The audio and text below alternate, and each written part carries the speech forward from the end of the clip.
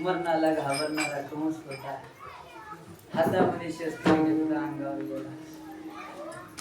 मारणार तेवढ्यामध्ये वसुदेवाने हाताला सांगितलं, एक कंसा, एवढ्या प्रेमानं थाटानं माटानं बहिणीचं लग्न केलं मारायला धाडस झाले. आता तर तू ऐकलंस ना, आकाशवाणी झालेले तुम्हाला जन्मणारा 8वा मुलगा मारणार आहे. अरे जन्मलेली लेकरू तुला देऊन टाकतात, तेला मारतून बहिणीला कशा? दोघांना बंदी शाळेमध्ये करता करता मुलगा झाला. त्या मुलाला वसुदेवानच घेऊन कंसाला दिला. अरे आम्हाला मुलगा झाला, वचनबद्ध आहे तुला झालेले मुलगा.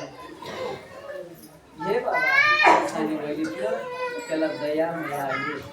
लहानशा लेकराने मला काय मारणार, मी एवढा बलवान आहे आणि मला मारणारा मुलगा 8वा नंबरचा आहे, पहिल्या नंबरचा.